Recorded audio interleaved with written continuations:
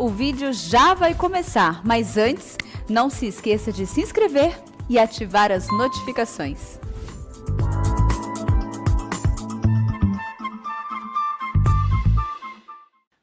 Esta música tão linda, por esta letra tão rica, teologia pura cantada. Abra sua Bíblia comigo, por gentileza, no livro de Apocalipse, capítulo 20. Apocalipse, capítulo 20, versos de 1 a 15. Apocalipse 20, de 1 a 15. Eu queria que você acompanhasse comigo a leitura e, lido o texto, permanecesse com a sua Bíblia aberta. Está escrito o seguinte: Então vi descer do céu um anjo, tinha na mão uma chave do abismo e uma grande corrente. Ele segurou o dragão, a antiga serpente, que é o diabo, Satanás, e o prendeu por 1000 anos. Lançou-o no abismo, fechou-o e pôs selo sobre ele, para que não mais enganasse as nações até se completarem os 1000 anos. Depois disto, é necessário que ele seja solto pouco tempo. Vi também tronos, e nestes sentaram-se aqueles aos quais foi dada a autoridade de julgar. Vi ainda as almas dos decapitados por causa do testemunho de Jesus, bem como por causa da palavra de Deus, tantos quantos não adoraram a besta, nem tampouco a sua imagem, e não receberam a marca na fronte e na mão, e viveram e reinaram com Cristo durante 1000 anos. Os restantes dos mortos não reviveram, até que se completassem os 1000 anos. Esta é a primeira ressurreição. Bem-aventurado e santo é aquele que tem parte na primeira ressurreição. Sobre esses, a segunda morte não tem autoridade. Pelo contrário, serão sacerdotes de Deus e de Cristo, e reinarão com ele os 1000 anos. Quando, porém, se completarem os 1000 anos, Satanás será solto da sua prisão, e sairá a seduzir as nações que há nos 4 cantos da terra, Gog e Magog, a fim de reuni-los para a peleja. O número dessas é como a areia do mar. Marcharam então pela superfície da terra e sitiaram o acampamento dos santos e a cidade querida. Desceu, porém, fogo do céu e os consumiu. O diabo, o sedutor deles, foi lançado para dentro do lago de fogo e enxofre, onde já se encontram não só a besta, como também o falso profeta, e serão atormentados de dia e de noite pelos séculos dos séculos. Vi um grande trono branco, e aquele que nele se assenta, de cuja presença fugiram a terra e o céu, e não se achou lugar para eles. Vi também os mortos, os grandes e os pequenos, postos em pé diante do trono. Então se abriram livros. Ainda outro livro, o livro da vida, foi aberto. E os mortos foram julgados, segundo as suas obras, conforme o que se achava escrito nos livros.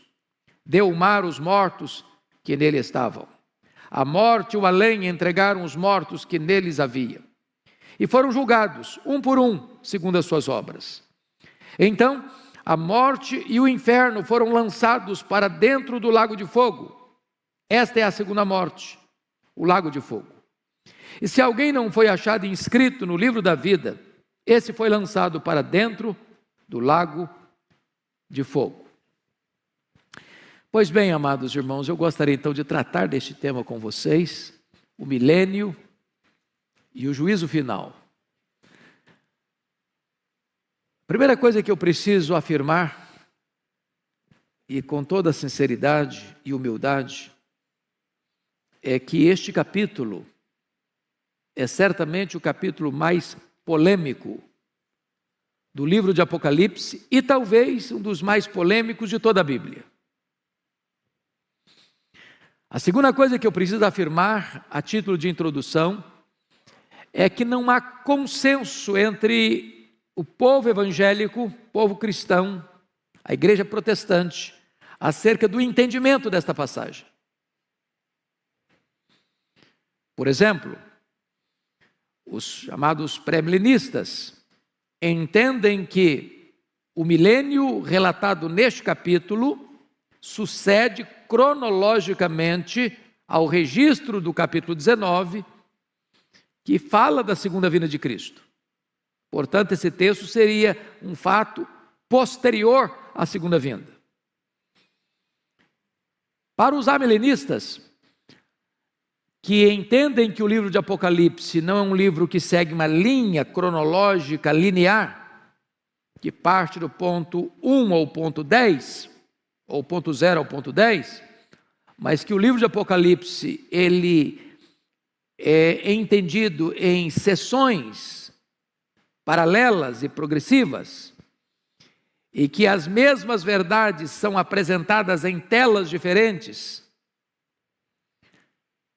E nós teríamos 7 sessões paralelas, quais sejam: capítulo 1 a 3, os 7 candeeiros; capítulos 4 a 7, os 7 selos; capítulos 8 a 11, as 7 trombetas; capítulos 12 a 14, o quarteto do mal, o dragão, o anticristo, o falso profeta e a Babilônia; capítulos 15 e 16, as 7 taças da ira de Deus; capítulos 17 a 19, a queda do quarteto do mal por ordem inversa; e capítulos 20 a 22, a cena do reinado das almas, a prisão de Satanás e o juízo final, e os novos céus e a nova terra. De tal forma que, na perspectiva amilenista, o capítulo 20 não sucede cronologicamente ao 19, mas retorna à primeira vinda de Cristo. Como o capítulo 11, por exemplo, encerra com a segunda vinda, e o capítulo 12 começa com o nascimento de Cristo. Então, é preciso entender que, para a perspectiva que eu vou abordar com os meus amados irmãos, o milênio não é algo que sucederá à segunda vinda, mas o milênio ocorre como um número simbólico que é uma descrição de todo o período entre a primeira e a segunda vinda de Cristo. A interpretação de um milênio literal enfrentaria algumas dificuldades que eu gostaria de levantar. Primeiro, nós não encontramos essa ideia em nenhum dos 4 evangelhos. Nós não encontramos essa ideia em nenhuma das cartas de Paulo. Nós não encontramos essa ideia em nenhuma das cartas gerais. Nem no livro de Hebreus, nem em Tiago, nem em Pedro, nem em João, nem em Judas. Portanto, a ideia de um milênio literal não é respaldada pelo Novo Testamento. Apenas aparece aqui em Apocalipse 20. Segundo, o milênio fala de Cristo reinando fisicamente neste mundo. Essa é a ideia que se tem de milênio. Quem pensa no milênio literal. Mas a Bíblia toda nos informa que o reino de Cristo não é político, não é físico, não é terrenal, mas é um reino espiritual. O meu reino não é deste mundo, disse Jesus. Terceiro, a ideia de um milênio na terra restabelece a ideia da preeminência dos judeus e reintroduz aquela distinção entre judeus, Israel e igreja. E parece-nos que é muito claro isso, e está posto isso lá em Efésios capítulo 2, que agora não tem mais essa distinção entre Israel e igreja. O Senhor Jesus só tem uma noiva, só tem uma igreja, só tem um rebanho, só tem um corpo. Ele é formado de judeus e gentios. Então não tem essa ideia de restabelecer Israel, como se a igreja fosse apenas um parênteses na história. Quarto, a ideia do milênio terrenal ensina que haverá pelo menos 2 ressurreições. Uma de crentes antes do milênio e a outra de ímpios depois do milênio. E parece-nos que está absolutamente claro na Bíblia que a ressurreição é única, de crentes e descrentes. Porque está posto lá em João 5, 28 e 29, que os mortos ouvirão a sua voz, e sairão dos túmulos, uns para a ressurreição da vida, outros para a ressurreição do juízo. Quando isso se dará? Na segunda vinda de Cristo. E Paulo diz isso: quando ele vier, os mortos em Cristo ressuscitarão primeiro, não primeiro em relação aos outros mortos, mas primeiro em relação aos que estiverem vivos. Então a ressurreição é única e se dará na segunda vinda de Cristo. Quinto, a ideia do milênio cria a grande dificuldade da convivência de Cristo glorificado e santos glorificados convivendo com gente não glorificada. Pense você com um corpo de glória, enfrentando gente indo para o banco, indo no supermercado, enfrentando o trânsito de São Paulo. É complicado. É um anticlímax. Difícil de entender isso. Sexto, como conceber a ideia de que as nações, estando sob o reinado de Cristo durante 1000 anos, de repente se rebelam contra Ele, para declarar guerra contra Ele? É outra situação adversa, para aceitar essa ideia de um milênio literal. E finalmente,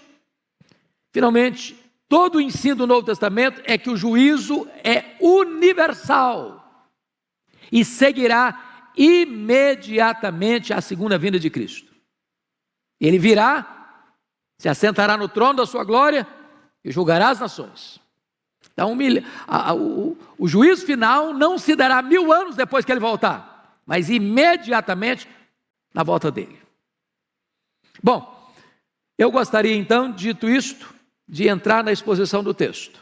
E peço que você, com a Bíblia aberta, me acompanhe, porque eu quero tratar de quatro quadros distintos aqui. Primeiro, a prisão de Satanás, dos versos 1 a 3. O que significa a prisão de Satanás? Pois bem, amados, a Bíblia fala, lá em Apocalipse capítulo 1, capítulo 9, versículo 1, capítulo 9, versículo 11, capítulo 11, versículo 7, e nesse texto, que existe um poço do abismo, e que esse poço tem uma tampa, e que esse poço pode ser aberto, e que esse poço pode ser fechado, e que esse poço pode ser selado. É o que está escrito aí. Vi descer do céu um anjo, tinha na mão a chave do abismo e uma grande corrente, segurou o dragão, a antiga serpente, que é o diabo, Satanás, e o prendeu por 1000 anos, lançou no abismo, fechou e pôs selo. Agora preste atenção comigo. Esta é uma linguagem, meus irmãos, simbólica. Como praticamente todo o livro de Apocalipse é um livro de símbolos, de imagens, visuais. Você não pode pensar numa besta, por exemplo, com 7 cabeças e 10 chifres. Desenha isso, veja o que vira. Então, são símbolos que têm significados. Se o diabo é um espírito, ele é, porque os anjos são espírito, e o diabo é um anjo caído. Você não prende um espírito com a corrente. Você não prende um espírito e bota uma tampa. O que significa isso? Significa que esse ser maligno, que é o diabo, que é Satanás, que é a antiga serpente, ele tem sua autoridade e seu poder restringidos. Essa é a ideia da prisão de Satanás. Não significa, entretanto, que Satanás está inativo, mas está limitado. Nas palavras de Lutero, Satanás é um cachorro na coleira de Deus. Ele só pode ir até onde a coleira o permite ir e não 1 centímetro a mais. Deus põe limites. Limites. E qual é o limite que foi imposto a ele? Confira comigo o verso 3. lançou no abismo, fechou e pôs selo sobre ele, para que não mais enganasse as nações. Então vamos entender o que significa isso, não mais enganar as nações. Primeira coisa que eu chamo a sua atenção é que, do ponto de vista de hermenêutica, né, pastor Arival, a gente aprende isso no seminário, e aprende nos livros todo dia, que você não explica um texto claro à luz de um texto obscuro, mas você explica um texto obscuro à luz de um texto claro. Eu acho que serve para a teologia e deve servir para o direito também, acredito. A hermenêutica. Não é isso mesmo? Então, a pergunta é: o que é que o Novo Testamento tem a ensinar-nos acerca da prisão de Satanás? Isso tem a ver com a segunda vinda ou com a primeira vinda? Então chamo a atenção de vocês para alguns textos. Primeiro, Mateus 12, 29. Vocês se lembram lá que o valente, que é o diabo, ele tem uma casa. Ele guarda em segurança todos os seus bens. Que bens são esses? Pessoas. Até que o mais valente, quem é o mais valente? Jesus. Entra na casa, tira-lhe a armadura em que confiava, a panóplia dele, amarra-o e lhe divide os despojos, arranca os bens dele da casa dele. O que significa isso? Que o diabo, Satanás, ao ser preso, ter sua autoridade, seu poder restringido, ele não tem condições de impedir que uma pessoa que Deus escolheu, por quem Cristo morreu, chamado pelo Evangelho, seja impedida de crer no Senhor Jesus. É o Senhor Jesus que amarra o valente, e o fez na primeira vinda, e não acontecerá na segunda, mas na primeira vinda. Lucas 10, 17 e 18, diz que quando os discípulos regressaram, os 70, possuídos de alegria, dizendo: Senhor, os próprios demônios se nos submetem pelo teu nome, mas ele lhes disse: eu vi a Satanás caindo do céu como relâmpago. Limitação de poder. Jesus Cristo disse em João 12, 31 e 32, chegou o momento de ser julgado este mundo, e agora o seu príncipe será expulso. Eu, quando for levantado da terra, atrairei todos a mim. O diabo não pode impedir isso. Louvado seja Deus, irmãos. Se o diabo pudesse, você e eu não estaríamos aqui nessa noite. Se o diabo pudesse, você e eu não teríamos crido em Jesus. Se o diabo pudesse, nós não teríamos sido alcançados pela graça, lavados no sangue do Cordeiro, selados com o Espírito Santo da promessa, e o nosso nome não estaria no livro da vida. Se o diabo pudesse, a igreja não poderia enviar um missionário sequer, e não haveria sequer uma conversão nos campos missionários. Seu poder foi o quê? Cerceado e limitado e restringido. Essa é a ideia. Essa é a ideia. Pois bem, o que significa? Preste atenção nisso. No finalzinho do versículo 3, é necessário que ele seja solto por pouco tempo. O que significa esse pouco tempo em que Satanás será solto depois do milênio? Veja bem, a Bíblia usa algumas expressões para definir esse momento final que vai anteceder a volta de Jesus. Primeiro, a apostasia. Segundo, a grande tribulação. Terceiro, a manifestação do homem da iniquidade, ou do iníquo, que é o anticristo. Quarto, o pouco tempo de Satanás. Essas quatro expressões apontam para a mesma realidade. Para esse momento final, de uma perseguição atroz, de Satanás usar todo o seu arsenal e toda a sua fúria e toda a sua força e todos os seus agentes para perseguir o Cordeiro e a sua igreja. A grande tribulação, a apostasia, a manifestação do homem da iniquidade e o pouco tempo de Satanás. Esse é o tempo que vai anteceder a segunda vinda de Cristo.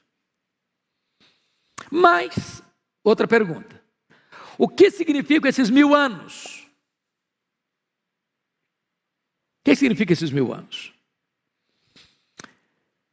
Como todo o texto é simbólico, por exemplo, o abismo, o poço, a corrente, a prisão, o selo que tampa o poço, o milênio também é uma linguagem simbólica. É um número completo.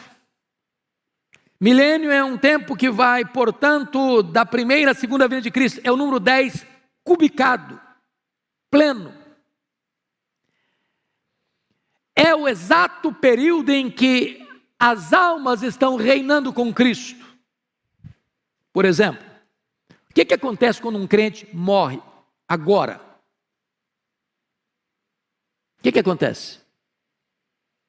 Primeiro texto, para pensar com vocês, 2 Coríntios 5:8. Morrer é deixar o corpo e habitar com o Senhor. Segundo texto, Filipenses 1:23. Morrer é partir para estar com Cristo, o que é incomparavelmente melhor. O que Jesus Cristo disse para o ladrão à sua direita que se arrependeu, ainda que não 10ª hora da vida? Hoje mesmo estarás comigo no paraíso. Então, quando um crente morre, diz Hebreus que o seu espírito é aperfeiçoado para entrar na glória. Nesse exato momento, a alma começa a reinar com Cristo no céu. Você sabe disso. O corpo foi feito pó, é pó e volta ao pó, é matéria. Mas a Bíblia diz que Deus soprou nas narinas daquele boneco de barro o fôlego da vida e ele passou a ser alma vivente. O que é a morte? A palavra morte significa separação. Quando uma pessoa morre, o que acontece? A alma dela, ou o espírito dela, separa do corpo. O corpo era pó, volta ao pó. Esta alma sobrevive sem o corpo não sobrevive sem a alma. A alma não é aniquilada, a alma não desencarna e reencarna de novo, a alma não vai para purgatório, a alma não fica dormindo. A alma do crente imediatamente vai para o céu e começa a reinar com Cristo. Nós chamamos esse período de período intermediário. O que é período intermediário? Que vai da morte à ressurreição. Está lá no céu. O Abel, por exemplo, foi o primeiro a morrer. Sua alma dele está lá. O corpo dele está não. O corpo dele aguarda a segunda vinda de Cristo para ressuscitar. E de todos os demais. Então, esses 1000 anos, meus amados irmãos, é o período completo entre a primeira e a segunda vinda de Cristo. Vamos para o segundo ponto agora, o reinado dos salvos com Cristo no céu. Já estamos entrando nele, vamos de novo. Versículos 4-6, confira comigo, versículo 4, por favor. Vi também tronos, e nesses sentaram-se aqueles os quais foi dada a autoridade de julgar. Vem das almas dos decapitados por causa do testemunho de Jesus, bem como da palavra, por causa da palavra de Deus. Tantos quantos não adoraram a besta, nem tampouco a sua imagem, e não receberam a marca na fronte nem na mão, e viveram e reinaram com Cristo 1000 anos. Vamos entender isso aqui. Vi tronos. A palavra tronos, irmãos, preste bem atenção no que eu vou lhes dizer. Aparece no Novo Testamento 67 vezes. No Novo Testamento.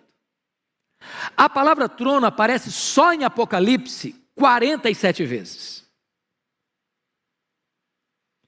Porém, 44 vezes o trono que aparece é o trono de Deus.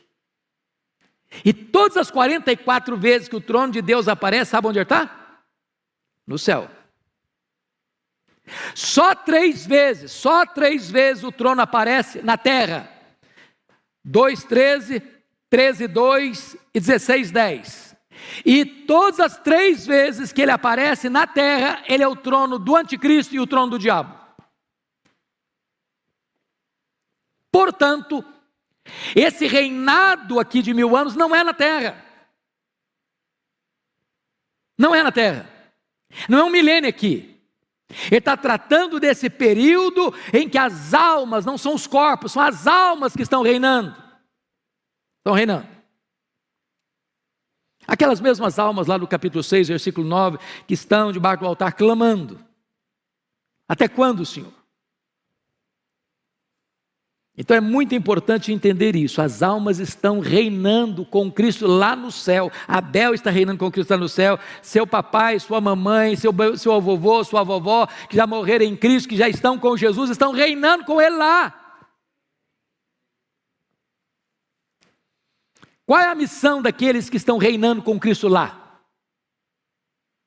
Primeiro, veja você, que eles estão assentados em tronos. Versículo 4, que essa é a verdade bíblica. A Bíblia diz que os santos vão julgar as 12 tribos de Israel, está lá em Mateus 19, 28, que os santos vão julgar o mundo, está lá em 1 Coríntios capítulo 6, versículo 2, e vai julgar os anjos, está lá em 1 Coríntios capítulo 6, versículo 2. E Jesus prometeu à igreja de Laodiceia o seguinte: ao vencedor dar-lhe-ei sentar-se comigo no meu trono, como eu venci, sentei com meu Pai no seu trono. Então você e eu vamos assentar em tronos, para julgar. Julgar quem? As 12 tribos de Israel, o mundo e os anjos. Obviamente os anjos caídos. Eles participarão, portanto, da glória de Cristo lá no céu. Então, quem está lá? Os mártires e todos aqueles que morreram,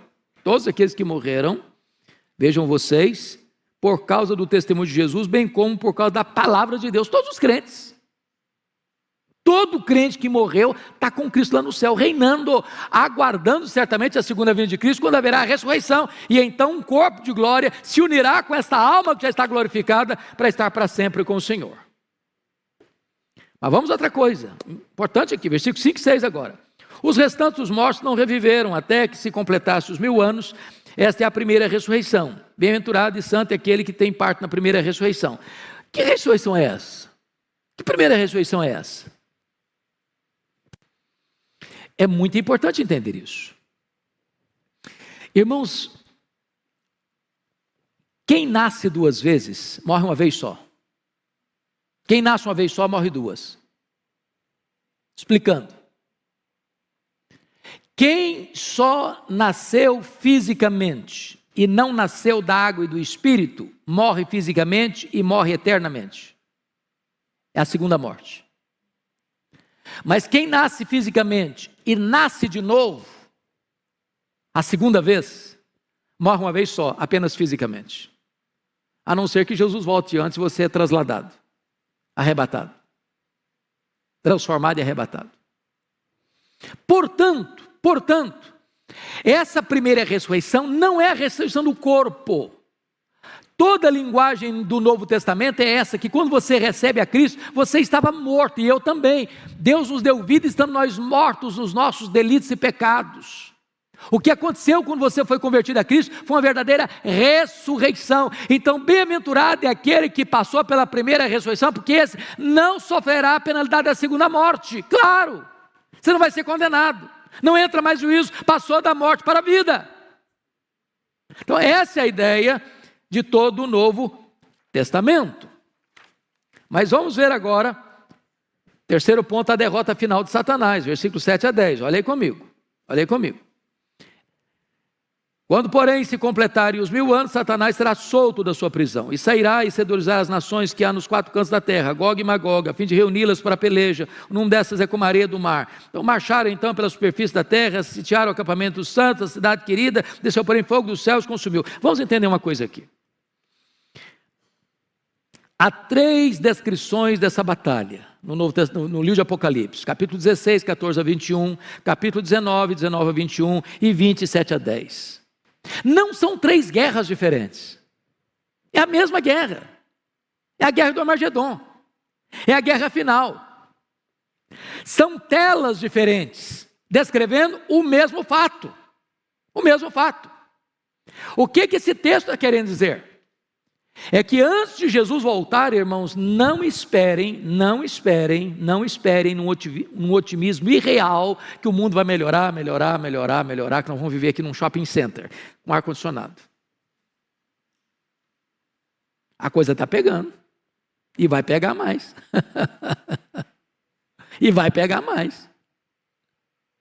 Espera tempo fácil não. Por outro lado, nós não podemos ter um pessimismo negativo, doentio, sabe por quê? Porque a vitória já está garantida. E já está garantida. Irmãos, o final da história já está escrito. E a vitória é do Cordeiro e da sua igreja. Pode o diabo espernear, pode o inferno se agitar, pode o mundo fazer confusão, pode todo mundo virar e perseguir a igreja, e massacrar a igreja, e torturar a igreja, e prender os crentes, e matar os crentes. A vitória já está selada. Bendito seja Deus. Pois bem, amados, agora vamos para a cena apoteótica da vitória sobre os inimigos, porque veja você que nós estamos falando de telas. No capítulo 19, versículo 20, você está com a Bíblia aberta aí, está a descrição aí da prisão da besta, com o falso profeta. E diz o texto que os dois foram lançados vivos para dentro do lago do fogo que arde em enxofre. Mas como Satanás, o diabo, a antiga serpente, é o maioral dessa trilogia maligna, João aguarda para descrever isso mais no final. E aí olha o que está escrito no capítulo 10, 20 e 10. O diabo, o sedutor deles, foi lançado para dentro do lago do fogo e enxofre, onde já se encontram não só a besta, como também um falso profeta, e serão atormentados de dia e de noite pelos séculos dos séculos. Então vamos entender uma coisa aqui. Não tem aniquilamento. O que tem é penalidades eternas. Eles vão ser atormentados, o que está escrito aí? De dia e de noite. É claro que é uma linguagem bíblica, porque na eternidade não tem nem dia nem noite, é eternidade. E a Bíblia fala que aqueles que vão para a condenação eterna são trevas exteriores, banidos para sempre. Mas está escrito mais, eles serão o quê? Atormentados. Quando? Pelos séculos dos séculos. Entenda isso, que o diabo não é rei nem no inferno. Ele vai ser atormentado no lago de fogo para sempre e sempre e sempre. Então tem muita gente enchendo a bola do diabo como se ele fosse o comandante, que ele mandasse, que ele reinasse, que lá ele faz... Não, ele vai ser atormentado. Bom, agora vamos para a cena do juízo final, versos 11 a 15, que é o último ponto que eu quero destacar. Primeiro, Cristo se assenta no trono como juiz. Olha o verso 11. Vi um grande trono branco. Obviamente, grande porque é o trono do universo. Julgar todas as nações. Ele é ao mesmo tempo universal e ele é também individual. Branco porque ele é um espelho da santidade e da justiça. E aquele que nele se assenta, de cuja presença fugiram a terra e o céu, e não se achou lugar para eles. Agora pense na majestade desse juiz, na grandeza desse juiz, na honradez desse juiz, que não macula sua toga, que não mancha suas vestes sagradas, que nunca deixou se subornar para condenar o inocente ou para inocentar o culpado. Ele é o reto juiz, ele é o justo juiz, ele é o próprio Cordeiro, ele é o próprio Senhor da igreja, ele é o próprio Salvador da igreja, ele é Jesus, ele foi escalado para essa função, ele é o juiz. E ele é tão glorioso, ele é tão majestoso, que na presença dele o céu e a terra ficam com vergonha e se encolhem. Segundo lugar, os mortos ressuscitam para o julgamento. Olha versos 12 a 14. Vi também os mortos, os grandes e os pequenos, postos em pé diante do trono. Então, quem vai estar lá? Todo mundo. Crentes, não crentes, grandes, pequenos, ricos, pobres, doutores, analfabetos, ateus, agnósticos, místicos,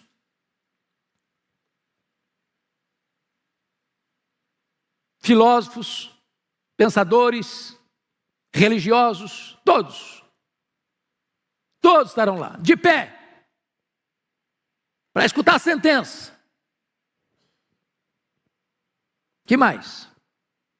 Confira comigo. Então se abriram livros, e ainda outro livro, o livro da vida foi aberto, e os mortos foram julgados segundo as suas obras, conforme o que se acha escrito no livro. Então, vamos entender isso aqui, meus irmãos, vamos entender isso aqui. É universal, mas é individual. Cada um vai ser julgado com justiça, porque é o que estiver escrito nos livros. Não vai ter invencionice lá, não vai ter acusação falsa lá, não vai ter, não, mas não é bem assim, não foi isso que aconteceu. Está escrito. Está escrito. O que está escrito? O que está registrado lá nesses livros que vão ser abertos? Primeiro, as nossas palavras. Vamos dar conta no dia do juízo por todas as palavras frívolas que proferimos. Nesse quesito, quem se salva? Ninguém. Deixa eu só fazer um checklist breve e rápido aqui. Alguma vez você já falou mal dos outros? Já espalhou fake news também? Você já xingou alguma vez? Já contou alguma piadazinha meio sem graça? Ficou com vergonha depois, mas contou? Já se destemperou emocionalmente, já perdeu o controle emocional, já falou asneira? Bom, se você falar para mim que nunca, eu vou duvidar da sua honestidade. Então, nesse quesito, culpado. Segundo quesito, vai estar escrito lá no livro. Nossas obras. O que você fez, seu pai não viu, sua mãe não viu, sua mulher não viu, seu marido não viu, seus filhos não viram, seus amigos não viram, seu pastor não viu, sua igreja não viu, nem a lei viu. Você fechou a porta do quarto, apagou a luz. Mas Deus estava lá. Está escrito. Você não lembra mais, mas está escrito. Apagou da minha memória, mas está escrito. Terceiro, então nesse quesito, quem se salva? Ninguém. Terceiro quesito do julgamento. As nossas omissões. Se você sabe que deve fazer o bem e não faz, você está pecando. Diz a Bíblia que se você guardar toda a lei e tropeçar num único ponto, você é culpado da lei inteira. Sabe por quê? Porque a lei exige de você perfeição. Perfeição. Maldito é aquele que não perseverar em toda a obra da lei para cumprir. Então você está dentro da sua casa, não falando mal de ninguém, não fazendo mal para ninguém, cometendo um pecado de omissão. Nesse quesito, todos culpados. Quarto elemento do julgamento, os livros vão ser abertos. Os nossos pensamentos. Deus vai julgar o segredo do coração dos homens. Passam pela sua cabeça mais de 10.000 pensamentos por dia. E se Deus quisesse nesta noite fazer o que fez lá na época de Daniel e botar nessa tela ali o que você e eu pensamos essa semana, nós sairíamos daqui com a cara coberta de vergonha. Nesse quesito, culpados. Qual é a pessoa que vai ser salva pelas obras? Quem vai ser salvo pelas obras? Ninguém. Ninguém. Mas veja você, que então esse julgamento é o quê? Justo. Ninguém vai poder se espernear no tribunal de Deus. Não, eu mereço. Não, eu pratiquei o que é certo. Eu não mereço ir para o inferno. Não, merece sim. Merece sim. É justo. Não vai se tirar o mérito de ninguém. Mas todos são culpados. Todos pecaram e destituídos estão da glória de Deus.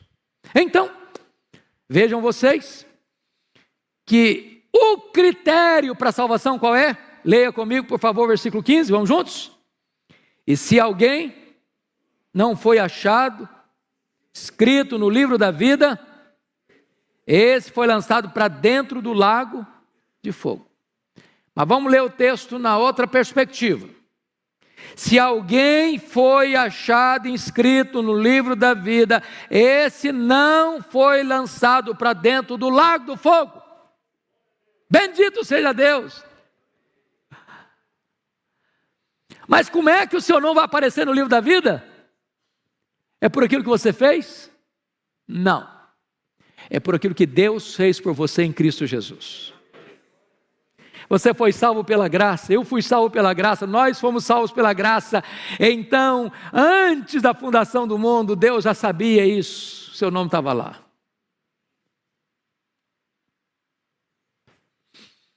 E aí você, em vez de ser lançado no lago do fogo, você vai ser convidado para as bodas do Cordeiro. Vai entrar para uma festa que nunca mais vai acabar. E você vai reinar com Cristo. Você vai se alegrar em Cristo. Você vai conhecer a Cristo. Você vai fruir a presença de Cristo. E você vai desfrutar da bem-aventurança eterna. Mas eu quero concluir olhando com você o versículo 14. Então a morte e o inferno foram lançados para dentro do lago do fogo de enxofre. Ou melhor, para dentro do lago de fogo. Esta é a segunda morte, o lago de fogo.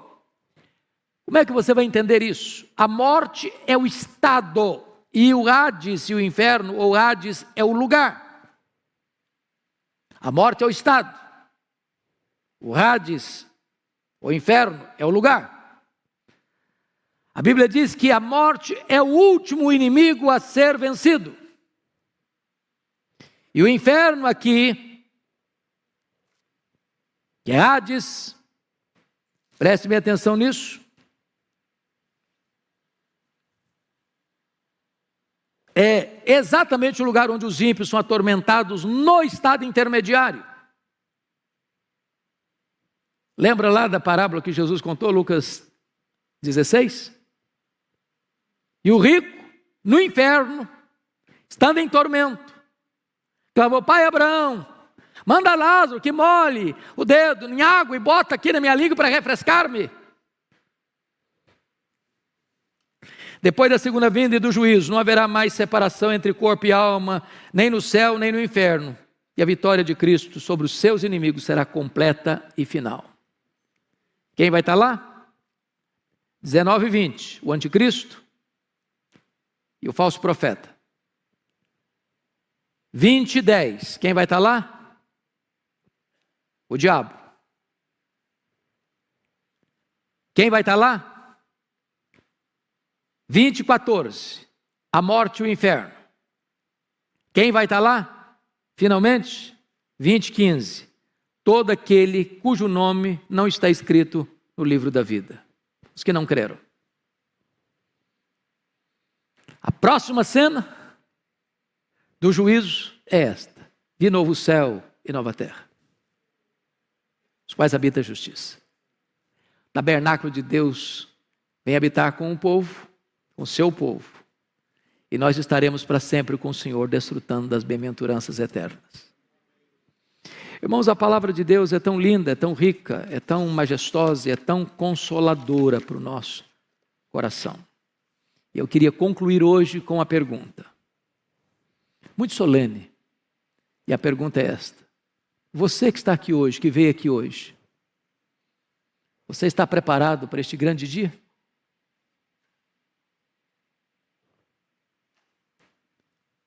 De que lado você estará naquele dia? Segunda pergunta: hoje, agora, você já está debaixo do sangue do Cordeiro?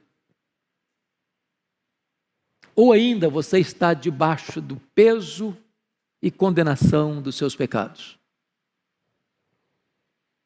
Terceira colocação: hoje é o tempo oportuno, agora é o momento de você se arrepender e voltar-se para Jesus enquanto é tempo. Hoje, Ele pode ser o seu advogado. Amanhã, certamente, Ele será o seu juiz. A decisão é sua, intransferivelmente sua. Vamos baixar nossa cabeça e vamos orar. Eu vou pedir ao pastor Arival que venha orar por nós. Colocar sua vida diante do trono da graça de Deus.